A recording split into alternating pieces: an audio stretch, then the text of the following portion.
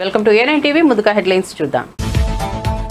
జానారెడ్డి నివాసానికి వెళ్లిన ముఖ్యమంత్రి రేవంత్ రెడ్డి అరగంటకు పైగా ఇరువురి భేటీ. ఎమ్మెల్సీ ఎన్నికల ఫలితాలు, మంత్రివర్గ సమావేశంపై చర్చ. రేవంత్ రెడ్డి అధ్యక్షతన ప్రారంభమైన మంత్రివర్గ సమావేశం.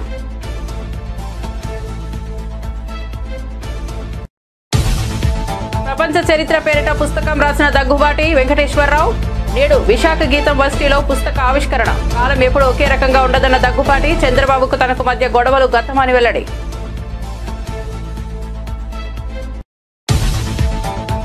త్వరలో బీజేపీకి రిటర్న్ గిఫ్ట్ ఇస్తామని ఎమ్మెల్సీ ఎన్నికల ఫలితాలపై శ్రీధర్ బాబు. బీజేపీ బీఆర్ఎస్ కు మొక్కై కాంగ్రెస్ పార్టీని ఓడించాయన్న మంత్రి. ఆ పార్టీల మధ్య ఫిజికల్ బంధం ఉందన్న శ్రీధర్ బాబు.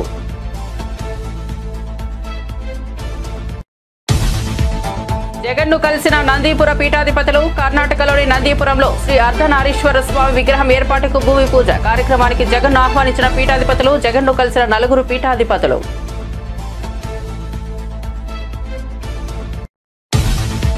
ఎమ్మెల్సీ ఎన్నికల్లో బీజేపీ తిరుగులేని విజయాన్ని సాధించిందన్న కిషన్ రెడ్డి. పట్టభద్రుడు రేవంత్ కు చెంపబెట్టు లాంటి తీర్పు ఇచ్చారని వ్యాఖ్య. ఎన్నికల ఫలితాలు తమ బాధ్యతను మరింత పెంచాయన్న కేంద్ర మంత్రి.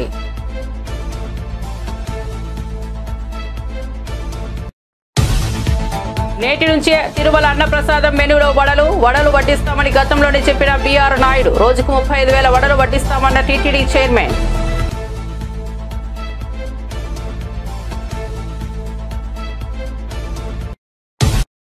తెలంగాణ ముఖ్యమంత్రి రేవంత్ రెడ్డి కాంగ్రెస్ పార్టీ సీనియర్ నేత మాజీ మంత్రి జానారెడ్డి నివాసానికి వెళ్లారు. అరగంటకు పైగా వీరు భేటీ అయ్యారు. ఇటీవల వచ్చిన ఎమ్మెల్సీ ఎన్నికల ఫలితాలు, మంత్రివర్గ సమావేశం నేపథ్యంలో వీరి భేటీకి ప్రాధాన్యత సంతరించుకుంది. అంతకుముందు వరంగల్, ఖమ్మం, నల్గొండ ఉపాధ్యాయ ఎమ్మెల్సీగా ఎన్నికైన శ్రీపాల్ రెడ్డి ముఖ్యమంత్రిని కలిశారు. సచివాలయంలో తెలంగాణ మంత్రివర్గం సమావేశమైంది. ముఖ్యమంత్రి రేవంత్ రెడ్డి అధ్యక్షతన మంత్రివర్గం సమావేశమైంది. బీసీ రిజర్వేషన్లు, ఎస్సీ వర్గీకరణపై మంత్రివర్గ సమావేశంలో కీలక నిర్ణయం తీసుకున్నారు. మాజీ మంత్రి దగ్గుబాటి వెంకటేశ్వరరావు ప్రపంచతత్వం, నాయకత్వంపై అధ్యయనం చేసి పుస్తకం రాశారని ఏపీ సీఎం చంద్రబాబు అన్నారు. విశాఖపట్నంలో దగ్గుబాటి రాసిన ప్రపంచ చరిత్ర పుస్తక ఆవిష్కరణ కార్యక్రమంలో సీఎంతో పాటు మాజీ ఉపరాష్ట్రపతి వెంకయ్యనాయుడు, కేంద్ర మంత్రి నిర్మలా సీతారామన్, ఎంపీలు దగ్గుబాటి పురంధేశ్వరి, శ్రీ భరత్ పాల్గొన్నారు. ఈ సందర్భంగా చంద్రబాబు మాట్లాడారు. దగ్గుబాటి వెంకటేశ్వరరావు నా తోడల్లుడు. ఎన్టీఆర్ వద్ద ఇద్దరం అన్ని నేర్చుకున్నాం. ఆయన పుస్తకం రాస్తారని నేను ఎప్పుడూ అనుకోలేదు. రచయిత కానటువంటి రచయిత వెంకటేశ్వరరావు ఎవరు చేయని సాహసాన్ని ఆయన చేశారు. ప్రపంచ చరిత్రలో ఆది నుంచి ఇప్పటి వరకు మొత్తం వివరాలను పుస్తకంలో పొందుపరిచారని అన్నారు. అందులో డాక్టర్ వెంకటేశ్వరరావు గారు ఒక్కరని చెప్పి మీ అందరికీ తెలియజేస్తున్నా. ఇలాంటి మంచి బుక్ రాసిన వారిని అభినందిస్తూ, వీటి కోసం వారెంత తపన పడ్డారు, శ్రమ చేశారు, అన్ని చేసి ఇలాంటి వన్ ఆఫ్ ది బెస్ట్ బుక్ని మనందరికీ అందించారు. ఇది ప్రతి ఒక్క ఇంట్లో కూడా ఉండదగ్గ పుస్తకం, ప్రతి ఒక్క లైబ్రరీలో ఉండవలసిన పుస్తకం. ప్రతి ఒక్కరు కూడా చరిత్ర తెలుసుకోవాల్సిన అవసరం ఉంది. అలాంటి చరిత్ర తెలుసుకోవడానికి సులువైన మార్గం ఈ యొక్క బుక్ అని చెప్పి మరొకసారి తెలియజేసుకుంటూ, మేము మామూలుగా ఎప్పుడూ రాజకీయ మీటింగ్లు ఉంటాయి. ఈరోజు వండర్ఫుల్ మీటింగ్, ఒక ఆత్మీయ సమ్మేళనం. నా లెక్క ప్రకారం మా కుటుంబంలో ఒక మంచి రచయిత అధ్యయనం చేసి ప్రాక్టికల్గా ఏ విధంగా సమాజానికి అందించారు. వారిని మనస్ఫూర్తిగా అభినందిస్తూ, ఆయన ఒకసారి మాట్లాడుతూ తెల్లవారుజాము నిద్ర వచ్చేది కాదు, లేచి మళ్ళీ కాఫీ తాగేసి కూర్చొని రాసి తర్వాత పడుకునేవాడిని అని చెప్పారు. అంటే ఆ పట్టుదల ఉన్నప్పుడు మనిషిలో అలాంటి శక్తి వస్తుంది. ఓసారి నిద్ర రాని రాత్రులు గడుపుతూ ఉంటాం, కానీ అల్టిమేట్గా one of the best achievement. I wish him all the best. Excellent work. మీ అందరి తరపున మరొక్కసారి మనస్ఫూర్తిగా అభినందిస్తూ అందరికీ నమస్కారాలు. జై హింద్. విశాఖపట్నం వేదికగా జరిగిన ప్రపంచ చరిత్ర పుస్తక ఆవిష్కరణ కార్యక్రమంలో ఆసక్తికర సన్నివేశం కనిపించింది. ఈ వేదికపై తోడల్లుడు ఆంధ్రప్రదేశ్ ముఖ్యమంత్రి చంద్రబాబు, మాజీ మంత్రి దగ్గుబాటి వెంకటేశ్వరరావు దాదాపు 30 ఏళ్ల తర్వాత ఒకే వేదికపై వచ్చారు. విశాఖపట్నంలోని గీతం యూనివర్సిటీలో దగ్గుబాటి వెంకటేశ్వరరావు రచించిన ప్రపంచ చరిత్ర పుస్తక ఆవిష్కరణ కార్యక్రమానికి ముఖ్యమంత్రి చంద్రబాబు ముఖ్య అతిథిగా హాజరయ్యారు. ఈ కార్యక్రమంలో దగ్గుపాటి వెంకటేశ్వరరావు ప్రసంగించారు. అనంతరం సీఎం చంద్రబాబు దగ్గుపాటిని అభినందిస్తూ ఆత్మీయంగా ఆలింగనం చేసుకున్నారు. దాదాపు 30 ఏళ్ల తర్వాత చంద్రబాబు దగ్గుపాటిలో ఒకే వేదికపై కనిపించారు. కొన్నేళ్లుగా కుటుంబ కార్యక్రమాల్లో ఇద్దరు కలుస్తున్నారు. కానీ ఇద్దరు ఒకే బహిరంగ వేదికపైకి రావడం 30 ఏళ్లలో ఇదే మొదటిసారి కావడం విశేషం. ఈ పుస్తకాన్ని ఆవిష్కరించి డెఫినెట్గా మంచి పుస్తకం, that is no doubt about it. I'm proud of it. మొన్నటి వరకు అనుకున్నాను, కానీ ఈనాటి మాత్రం నిజంగా నేను మంచి పని చేశాను అనేటటువంటి భావంతో సెలవు తీసుకుంటాను. జై Hind.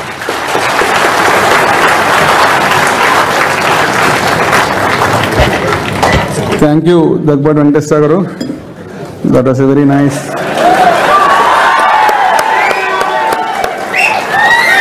This is what we must learn from these two great gentlemen. We must forget the past, move on with the future. Such wonderful camaraderie between the two people. Please, all of you also do it in your life. Take the people along. Andarki manchiga jaragali, andarki manchiga undalani. That's a wonderful message, sir. Now request the విద్యార్థుల ఆత్మహత్యల నివారణకు ఆంధ్రప్రదేశ్ ప్రభుత్వం చర్యలు తీసుకుంటోందని విద్యాశాఖ మంత్రి లోకేష్ స్పష్టం చేశారు. శాసనమండలిలో సభ్యులు అడిగిన ప్రశ్నలకు ఆయన సమాధానం ఇచ్చారు. విద్యార్థులకు కౌన్సిలింగ్ ఇచ్చేందుకు చర్యలు తీసుకుంటున్నామన్నారు. రాష్ట్రంలో ఒక్క విద్యార్థి ఆత్మహత్య చేసుకున్న ప్రభుత్వం సీరియస్ గా తీసుకుంటుందని తెలిపారు. ఆత్మహత్యల నివారణకు చర్యలు తీసుకోవాల్సిన బాధ్యత ప్రైవేట్ విద్యాసంస్థలపైన ఉందన్నారు. వచ్చే విద్యా సంవత్సరం నుంచి యాక్టివ్ ఏపీ కార్యక్రమం ప్రారంభించి ఏడాదిలో కనీసం 150 రోజులు విద్యార్థుల ఆటలపై దృష్టి పెట్టేలా చర్యలు తీసుకుంటామన్నారు. కూడా అదే ప్రాబ్లం అధ్యక్ష. టెక్నికల్ ఎడ్యుకేషన్ లో కూడా ఒక సంవత్సరం 2-3 చనిపోతున్నారు, ఒక సంవత్సరం 11 మంది చనిపోయారు, ఒక సంవత్సరం ఒకరు చనిపోయారు. ఇట్లా ప్యాటర్న్ అనేది లేదు. ఇంకో పక్కన యూనివర్సిటీలో కూడా ఆత్మహత్యలు జరిగినాయి అధ్యక్ష. ఓపెన్ గా మాట్లాడుకుందాం.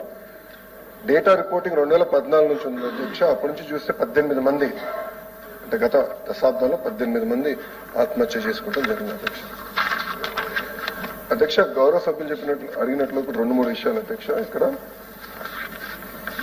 స్కూల్ వెల్నెస్ టీమ్స్, ఈ స్కూల్ వెల్నెస్ టీమ్స్ ఏర్పాటు చేసి ప్రైవేట్ మరియు ప్రభుత్వ జూనియర్ కళాశాలకి ఓరియంటేషన్ ఇచ్చి ఎర్లీ సిమ్టమ్స్, అంటే ఆత్మహత్య చేసుకోవాలనేది ఒక్క క్షణంలో ఆలోచించి కాదు, ఒక సిమ్టమ్ అనేది ఉంటుంది. విద్యార్థులు ఆ సిమ్టమ్ మనం క్యాప్చర్ చేయాల్సిన అవసరం ఉంది అధ్యక్ష. పిల్లల్ని ఆత్మహత్య చేసుకోకుండా చూసుకోవాల్సిన బాధ్యత ఉంది అధ్యక్ష. కేవలం జూనియర్ కళాశాల నుంచి విశ్వవిద్యాలయాల వరకే కాకుండా ఈవెన్ స్కూల్ ఎడ్యుకేషన్ లో కూడా అధ్యక్ష, స్కూల్ ఎడ్యుకేషన్ లో కూడా ఇప్పుడు సెక్షువల్ హెరాస్మెంట్ ఇష్యూస్ వస్తున్నాయి.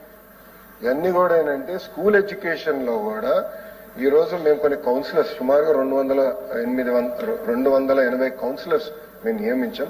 వాళ్ళని టీచర్లు కూడా, ఉపాధ్యాయులు కూడా ట్రైనింగ్ ఇస్తారు అధ్యక్ష. ఇచ్చి ఎర్లీ సిమ్టమ్స్ ఏంటి, ఈవెన్ సెక్షువల్ హెరాస్మెంట్ కూడా, అంటే బిహేవియర్ లో మార్పు వచ్చిందా పిల్లల్లో, అది చూసుకుని క్యాచ్ చేసి అదే ఎస్కలేట్ చేస్తే ప్రాపర్ కౌన్సిలింగ్ చేయాలనే లక్ష్యంతో మేము పనిచేస్తాం. మొదటిది.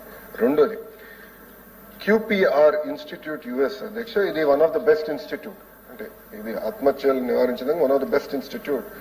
వాళ్ళ ఒక ఒప్పందం బెంగళూరులో పార్ట్నర్ తో పెట్టుకున్నారు అధ్యక్ష. వాళ్ళతో కూడా ఏంటంటే ఈ స్కూల్ కౌన్సిలర్ ట్రైనింగ్ కి, guidance, intervention, crisis support management కి అది వాడుతున్నారు. రెండోది. మూడోది, టెలి కౌన్సిలింగ్ సర్వీస్ అధ్యక్ష. Especially board of intermediate education కి టెలి కౌన్సిలింగ్ సర్వీసెస్ ఏర్పాటు చేసి పిల్లలకి ఈ స్ట్రెస్, యాంగ్జైటీ కోప్ చేసుకునే విధంగా ఎట్లా కౌన్సిలింగ్ చేయాలో అది మూడోది. అదేవిధంగా ప్రభుత్వ డిగ్రీ కళాశాలకు వచ్చి మెంటర్ మెంటీ సిస్టమ్ కూడా తీసుకొస్తాం జరిగింది అధ్యక్ష. అంతేకాకుండా ఈ రోజు అధ్యక్ష NCC స్పీకర్ గారు కూడా మన రెడ్ క్రాస్ ఇవన్నీ కూడా మళ్ళీ తిరిగి పాఠశాలకు తీసుకురావాలి. ఇక్కడ ఏమైందంటే అధ్యక్ష, ఆత్మహత్య చేసినానికి నా అంచనా ప్రకారం 3 ప్రధానమైన కారణాలు. మొదటిది ర్యాగింగ్, రెండోది వచ్చేగల ఎకడమిక్ స్ట్రెస్, మూడోది వచ్చేగల ఫీ పేమెంట్. ఈ 3 బ్రాడ్ బకెట్స్ లో ఉంటాయి అధ్యక్ష. అధ్యక్ష, ఇది కానీ చూస్తే మన ప్రభుత్వ అధికారంలోకి వచ్చిన తర్వాత ప్రభుత్వ జూనియర్ కళాశాలని బలోపేతం చేయాలని లక్ష్యంతో మేము పనిచేస్తున్నాం అధ్యక్ష. We're going to strengthen. ఇప్పుడు గత ప్రభుత్వం హై స్కూల్ ప్లస్, ఎవరో మంత్రి గారు ఉన్నారు, చాలా అవగాహన ఉంది మంత్రి గారికి, హై స్కూల్ ప్లస్ అని తీసుకొచ్చారు. దాన్ని నేనేమన్నానంటే అక్కడ సబ్జెక్ట్ టీచర్స్ ఇవ్వాలి. సబ్జెక్ట్ టీచర్స్ ఇచ్చి మండలానికి కంపల్సరీ ఒక గవర్నమెంట్ జూనియర్ కళాశాల ఉండాలి. సబ్జెక్ట్ టీచర్స్ ఇచ్చి కరెక్ట్ మెటీరియల్, ఇప్పుడు మేము స్కూల్ కిట్ ఇచ్చాము అధ్యక్ష, ఇంటర్ప్రెట్ తమిళనాడులో త్రిభాషా విధానంపై ఉద్రిక్తత నెలకొంది. త్రిభాషా విధానానికి మద్దతుగా బీజేపీ నేతలు చెన్నై ఎంజీఆర్ నగర్లో సంతకాల సేకరణ నిర్వహించారు. అయితే ఈ కార్యక్రమానికి అనుమతి లేదంటూ పోలీసులు అడ్డుకున్నారు.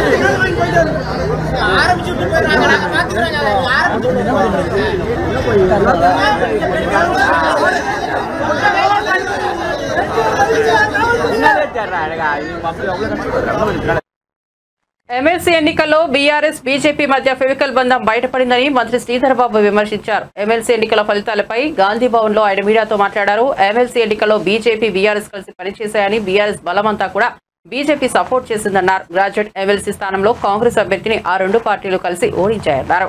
ఎమ్మెల్సీ ఎన్నికల్లో విజయం సాధించడం ద్వారా కాంగ్రెస్ పార్టీకి రంజాన్ గిఫ్ట్ ఇచ్చామని బండి సంజయ్ చేసిన వ్యాఖ్యలకు మంత్రి శ్రీధర్ బాబు కౌంటర్ ఇచ్చారు. మేము బీజేపీకి ఎన్నో గిఫ్టులు ఇచ్చాం, బీజేపీ బీఆర్ఎస్ కలిసి రంజాన్ గిఫ్ట్ ఇచ్చాయా అని ప్రశ్నించారు. త్వరలో మరో పండుగ వస్తుందని, అప్పుడు మేము బీజేపీకి రిటర్న్ గిఫ్ట్ ఇస్తామన్నారు. కేంద్రంలో బీజేపీ అధికారంలో ఉన్నప్పుడు తెలంగాణలో గెలిచిందా అని ప్రశ్నించారు.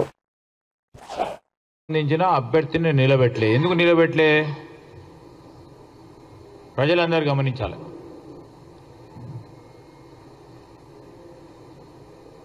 మన రాష్ట్రంలోనే పట్టభద్రులకు సంబంధించి మరి వరంగల్, నల్గొండ, ఖమ్మం జిల్లాలకు సంబంధించిన పట్టభద్రుల శాసన మండలి ఎన్నికల్లో ఆనాడు బీఆర్ఎస్ పార్టీ అభ్యర్థిత్వాన్ని ఖరారు చేసి నిలబెట్టి ముందుకు నడిచింది. అదేవిధంగా వారి పార్టీకి సంబంధించిన సీనియర్ నాయకుడు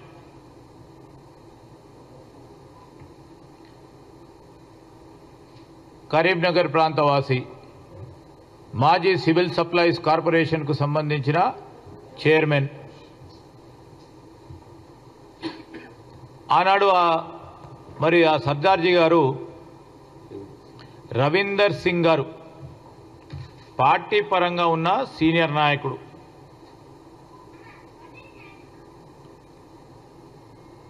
ఆయన నిన్న ఓట్ల లెక్కింపు కార్యక్రమం భాగంలో ఆయనకు వచ్చిన ఓట్లు చూస్తే ప్రత్యక్షంగా స్పష్టంగా టీఆర్ఎస్ పార్టీకి సంబంధించి వారి నాయకత్వం కేసీఆర్ గారు, హరీష్ గారు, కేటీఆర్ గారు ఇచ్చిన ఆదేశానం స్పష్టంగా కనబడుతోంది. మొత్తం రవీందర్ సింగ్ వచ్చిన ఓట్లు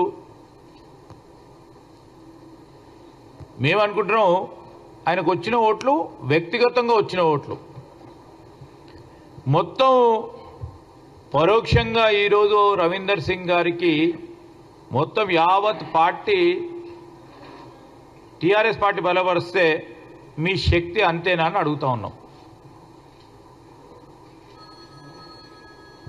పరోక్షంగా పూర్తి స్థాయిలో బీజేపీకి సపోర్ట్ చేసి బీజేపీని గెలిపించుకోవాలని వారికున్న ఫెవికాల్ బంధం ఇంకా కూడా గట్టిగా చేయడానికి సంబంధించిన మిత్రులే కానీ ప్రధానంగా బీజేపీ బీజేపీ తోడుగా నిలబడ్డ బీఆర్ఎస్ వారి మాటలకి భ్రమపడకుండా మరొక మారు చెప్తా ఉన్నాం, పట్టభద్రులకు సంబంధించి కానీ ఈ రాష్ట్రంలో ఉన్న యువతీ యువకులకు సంబంధించిన శ్రేయస్సు గురించి పనిచేయాలనే తపనతో ముందుకు పోతా ఉన్న ప్రభుత్వానికి ప్రోత్సాహం కల్పిస్తూ ముందుకు నడవాలని వారిని కోరుతా ఉన్నాం. జీవన్ రెడ్డి గారు మాట్లాడు. ఎనీథింగ్ మీరు చెప్పండి. ఇప్పుడు మేము అనేక సందర్భాల్లో అనేక రంజాన్లు వచ్చినాయి, అనేక పండుగలు వచ్చినాయి. ఎన్నిసార్లు గిఫ్ట్ ఇచ్చుంటాము? చాలా సందర్భాల్లో గిఫ్ట్. ఇది గిఫ్ట్ కాదని కాదు, ప్రజాభిప్రాయం. మీరు రంజాన్ గిఫ్ట్ ఎవరితో కలిసి ఇచ్చిండ్రు అనుకుంటా? బీజేపీ బీఆర్ఎస్ పార్టీ కలిపి మీరు చేస్తా ఉన్న ఒప్పందాలు స్పష్టంగా ఈరోజు బయటికి వస్తూ ఉన్నాయి. ఈరోజు మీరు రంజాన్ గిఫ్ట్ ఇస్తే మేము రంజాన్ తర్వాత ఇంకో గిఫ్ట్ ఇస్తాం, మళ్ళీ ఇంకో పండుగ వస్తుంది కదా.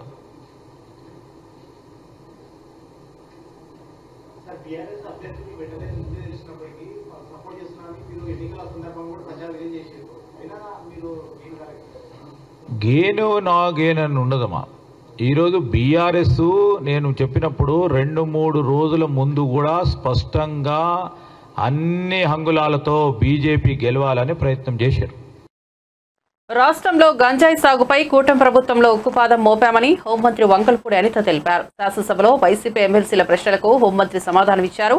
గంజాయి కేసులో వైసీపీ పాలనలో గతేడాది సుమారు 1995 మందిని అరెస్ట్ చేయగా కూటమి ప్రభుత్వం 6 నెలల పాలనలోనే 2513 మందిని అరెస్ట్ చేశామని వెల్లడించారు.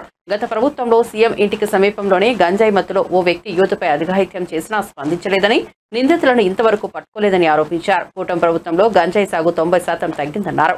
డ్రోన్ వస్తే భయపడిపోయి జి మాడుగుల మండలం ప్రాతపాడు గ్రామంలో గంజాయిని ధ్వంసం చేశారని తెలిపారు. ఈగల్ టాస్క్ ఫోర్స్ వ్యవస్థను ఏర్పాటు చేసుకున్నట్లు తెలిపారు.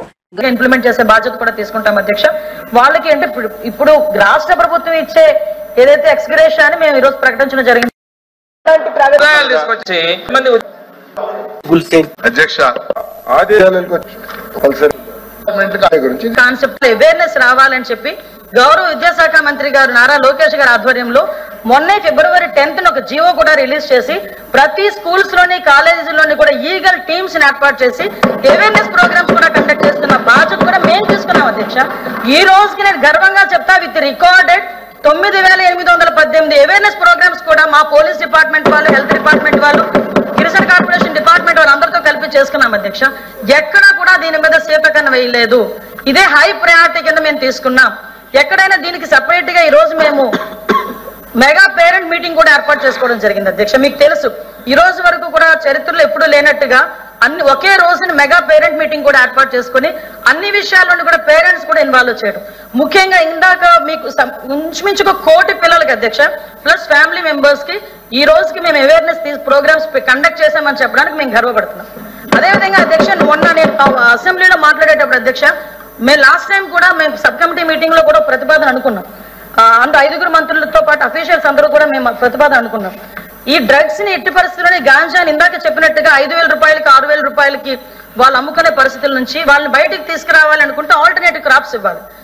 9 నెలల కాలంలో 46 లక్షల ప్లాంటేషన్ ఆల్టర్నేటివ్ క్రాప్స్ కింద మేము ఇవ్వడం జరిగింది అధ్యక్ష. మళ్ళీ ఇంకోటి అధ్యక్ష, ఆగస్టు నెలకి ఈ క్రాప్ అనేది స్టార్ట్ అవుతుంది అధ్యక్ష. దానికి ముందే మేము ప్రీగా ప్రణాళిక ఏర్పాటు చేసుకుని జూన్ నుంచి కూడా వాళ్ళందరికీ కూడా ప్రీ ప్లాన్డ్ గా వాళ్ళకి ఆల్టర్నేటివ్ క్రాప్స్ ఇవ్వడానికి, మోటివేషన్ చేయడానికి, వాళ్ళకి అవేర్నెస్ క్యాంప్స్ తీసుకురావడానికి కూడా మేము సిద్ధపడి ఒక పక్క ప్రణాళికతో ముందుకెళ్తున్నామని చెప్పడానికి ఈ రోజు మేము గర్వపడుతున్నాం అధ్యక్ష. దీనిలో భాగంగా అధ్యక్ష ఇక్కడ గౌరవ సభ్యులందరూ ఉన్నారు. ఆల్రెడీ ఒక ప్రతిపాదన కూడా మేము బయటకు తీసుకొచ్చాం. ఒక చర్చ కూడా జరుగుతుంది. ఏదైతే గాంజాకి సంబంధించి ఎవరైతే అఫెండర్స్ ఉన్న వాళ్ళు ఉపయోగించిన వాళ్ళు ఉన్నారో వాళ్ళకి మీద కేసులు పెడుతున్నామో, ఎప్పుడో జైల్లోకి వెళ్లడమో ఏదో కన్విక్షన్ పడమో జరుగుతుంది. ఈ మీన్ వైల్ మనం అరికట్టాలి అనుకుంటే ఒక సోషల్ రెస్పాన్సిబిలిటీ కూడా తీసుకోవాలనే ఉద్దేశంతో ఎవరైనా ఈ గాంజాయి విషయంలో పట్టుబడితే, డ్రగ్స్ విషయంలో పట్టుబడితే ఆ ఫ్యామిలీస్ కి కూడా ఈ సంక్షేమ కార్యక్రమాలు, అభివృద్ధి కార్యక్రమాలు ఏదైతే ఉన్నాయో వాటిని కట్ చేసే పరిస్థితి కూడా తీసుకురావాలనేది మా అభిప్రాయం అధ్యక్ష. ఒక చర్చ జరుగుతుంది, దీని మీద కూడా ఒక పాజిటివ్ వేలోనే వచ్చింది. దానికి కూడా సభ్యులు ఎవరైనా కూడా కంపల్సరీగా మాకు సూచనలు సలహాలు ఇస్తే వాటిని కూడా పరిగణలోకి తీసుకుంటాం. ఏదైనా సరే అందరం కలిసికట్టుగా ఈ గాంజా డ్రగ్స్ మీద ఉక్కుపాదం మోపాలి. ఇందులో రాజకీయాలు చేయాల్సిన అవసరం లేదు, ఎందుకంటే ఇప్పటికే ఒక తరం నాశనం అయిపోయింది. ఇందాక భరత్ గారు నిజంగా చాలా మంచి సూచన చేశారు అధ్యక్ష. రీసెంట్ గా 3 days బ్యాకే నేను లోకేష్ గారు కూడా దాని గురించి ఒకసారి మాట్లాడుకున్నాం. ఈ ఓటీటీలో జరిగే ఈ సినిమాల నుంచి వచ్చిన సిచ్యువేషన్ బట్టి దాని మీద కూడా మేము సినిమాటోగ్రఫీ వాళ్ళకి కూడా ఒక లెటర్ పెట్టి వాళ్ళతో కూడా ఒక కంబైన్. మహిళల రక్షణకు నిర్మల్ జిల్లా పోలీసులు మరో ముందడుగు వేశారు. తెలంగాణలో ఎక్కడా లేని విధంగా మొట్టమొదటిసారిగా నిర్మల్ జిల్లాలో మహిళా పోలీసులతో పెట్రోలింగ్ వ్యవస్థ ఏర్పాటు చేశారు. అంతర్జాతీయ మహిళా దినోత్సవాన్ని పురస్కరించుకుని ఎస్పీ జానకి షర్మిల ఆదేశాల మేరకు పోలీస్ అక్క అనే నూతన కార్యక్రమాన్ని ప్రారంభించినట్లు నిర్మల్ పట్టణ సిఐ ప్రవీణ్ కుమార్ చెప్పారు. ప్రతి పోలీస్ స్టేషన్లో 2 మహిళా కానిస్టేబుల్కు ఈ విధులు కేటాయించి మహిళల రక్షణకై ప్రత్యేక చర్యలు చేపడుతున్నట్లు తెలిపారు.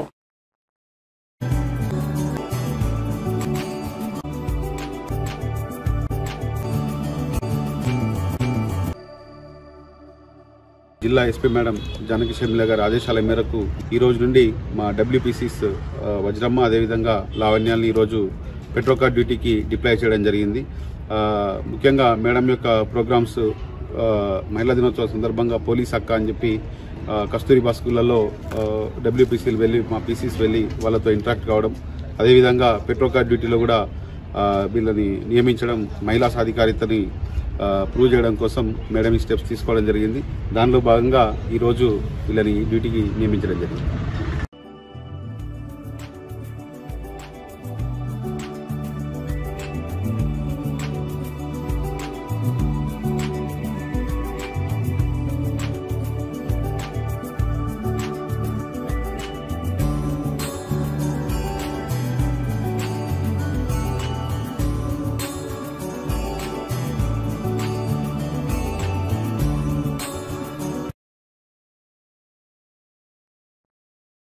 ఆయుర్వేదం హోమియో ఆసుపత్రిలో వైద్యులు సిబ్బంది కొరతపై అసెంబ్లీలో అడిగిన ప్రశ్నలకు ఆరోగ్య శాఖ మంత్రి సత్యకుమార్ యాదవ్ సమాధానమిచ్చారు. గత 5 ఏళ్లలో వైసీపీ ప్రభుత్వం ఆయుష్ శాఖను నిర్వీర్యం చేయడమే కాదు దాన్ని పూర్తిగా మూసివేయాలనుకుంటుందని విమర్శించారు. మాజీ సీఎం జగన్ ఆయుష్ అంటే ఏ శాఖ కూడా తెలియదని వ్యాఖ్యానించేవారని మంత్రి ఆరోపించారు. వైసీపీ హయాంలో ఆయుష్ శాఖపై సమీక్షలు జరిపిన సందర్భాలు కూడా లేవని అన్నారు. మీరు ఈ శాఖను ఎంతగా నిర్లక్ష్యం చేశారంటే గత 5 సంవత్సరాల్లో అధ్యక్ష ఆయుష్ శాఖకి స్టేట్ యాన్యువల్ యాక్షన్ ప్లాన్ కింద కేంద్రం నుంచి వచ్చిన నిధులు 71 కోట్లు మాత్రమే అధ్యక్ష. ఎందుకంటే ఈ రాష్ట్రం నుంచి ప్రతిపాదనలు పంపే ప్రయత్నం చేయలేదు, నిధులు రాబట్టే ప్రయత్నం చేయలేదు.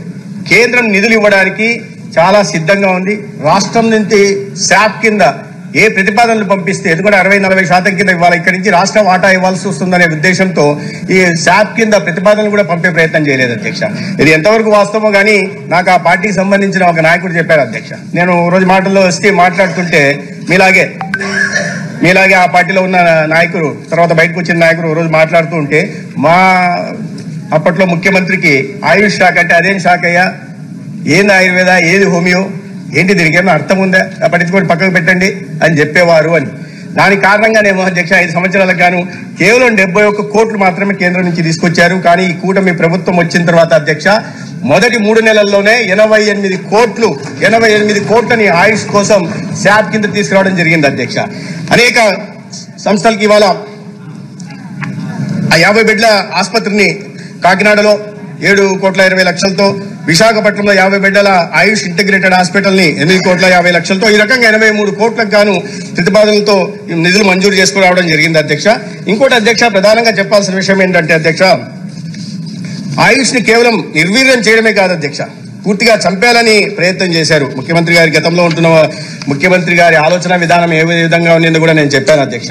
ఇవాళ ఇప్పుడే చెప్పారు ఒక ఆయుర్వేద యూనివర్సిటీ ఉండాలని. 2018వ సంవత్సరంలో అధ్యక్ష central research institute on yoga and naturopathy కేంద్రం మంజూరు చేసింది అధ్యక్ష.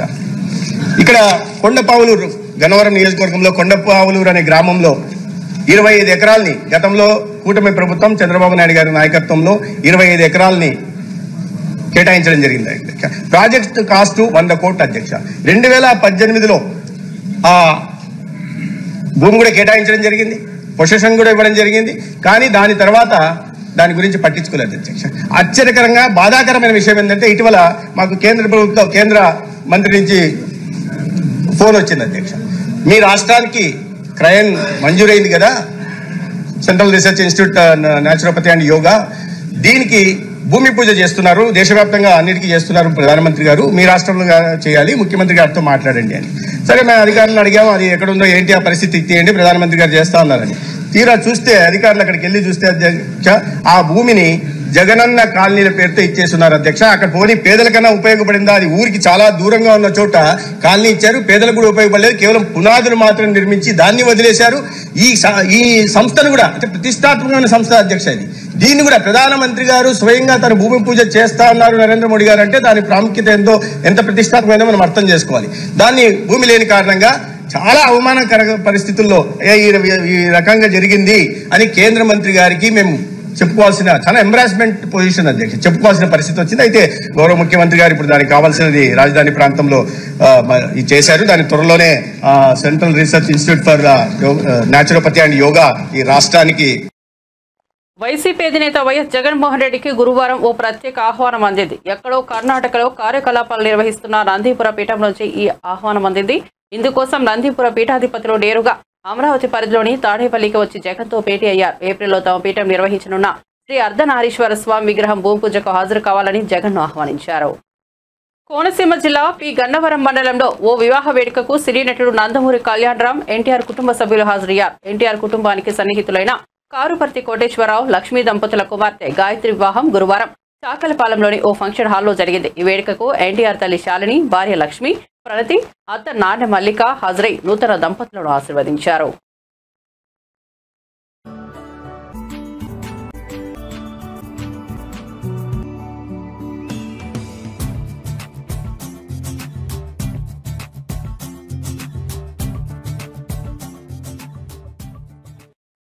టాటా మోటార్స్ పూర్తిగా హైడ్రోజన్తో నడిచే వాణిజ్య వాహనం టాటా ప్రైమా H28 ట్రక్ ను మార్కెట్లో విడుదల చేసింది.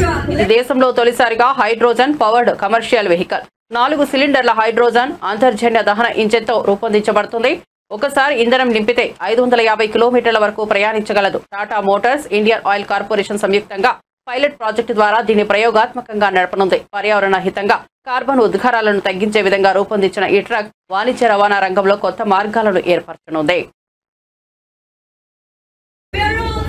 Put your hands together as we flag off state-of-art zero-emission hydrogen power fuel by our engineers in India, powered with electric axle, efficient fuel cell, and resilient hydrogen fuel delivery system.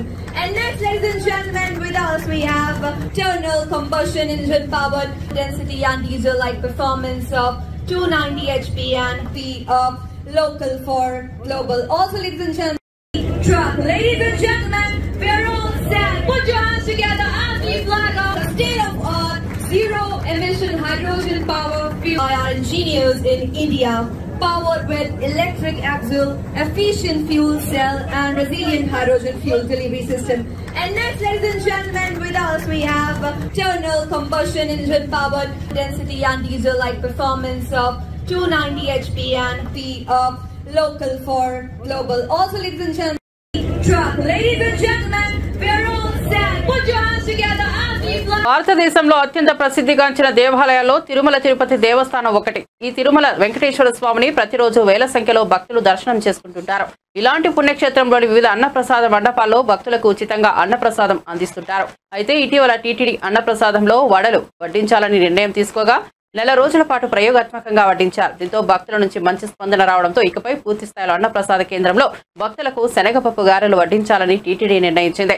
ఈ మేరకు గురువారం తరిగొండ వెంగమాంబ అన్నప్రసాద కేంద్రంలో భక్తులకు శనగపప్పు గారెలు వడ్డింపు కార్యక్రమాన్ని టీటీడీ చైర్మన్ బీఆర్ నాయుడు, ఈవో అదనపు ఈవో ప్రారంభించారు.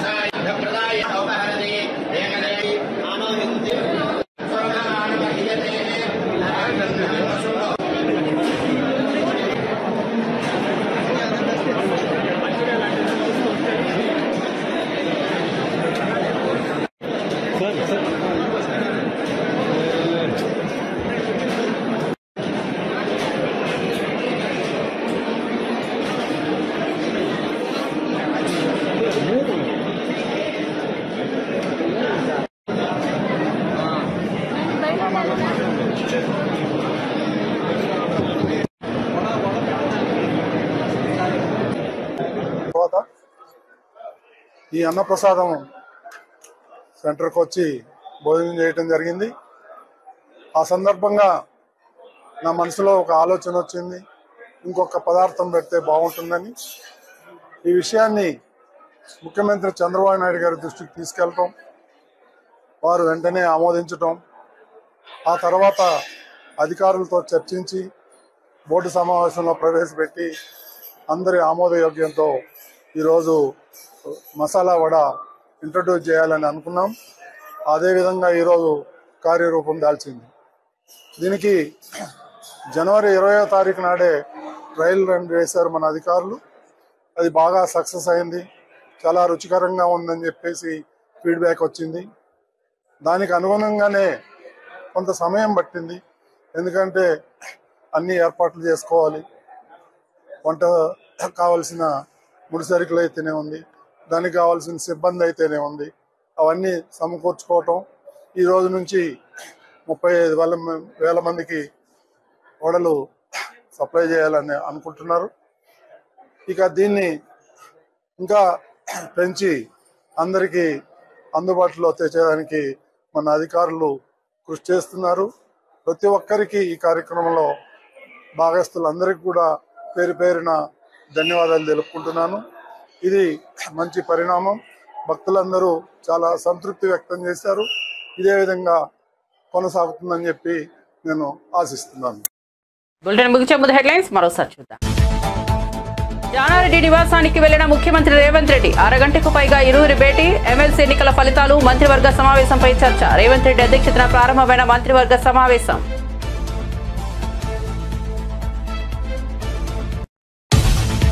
ప్రపంచ చరిత్ర పేరిట పుస్తకం రాసిన దగ్గుబాటి వెంకటేశ్వరరావు. నేడు విశాఖ గీతం వర్సిటీలో పుస్తక ఆవిష్కరణ. కాలం ఎప్పుడు ఒకే రకంగా ఉండదన్న దగ్గుబాటి, చంద్రబాబుకు తనకు మధ్య గొడవలు గతమని వెల్లడి.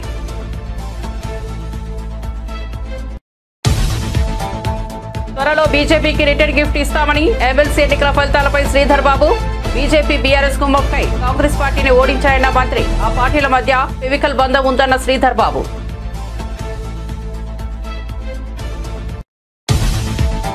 జగన్ను కలిసిన నందీపుర పీఠాధిపతులు. కర్ణాటకలోని నందీపురంలో శ్రీ అర్ధనారీశ్వర స్వామి విగ్రహం ఏర్పాటుకు భూమి పూజ. కార్యక్రమానికి జగన్ను ఆహ్వానించిన పీఠాధిపతులు. జగన్ను కలిసిన 4 పీఠాధిపతులు.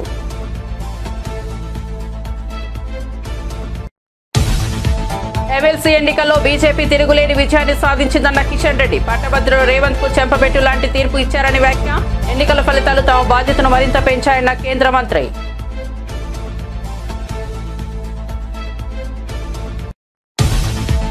నేటి నుంచే తిరుమల అన్నప్రసాదం మెనూలో వడలు వడ్డిస్తామని గతంలోనే చెప్పిన బీఆర్ నాయుడు. రోజుకు 35,000 వడలు వడ్డిస్తామన్న టీటీడీ చైర్మన్.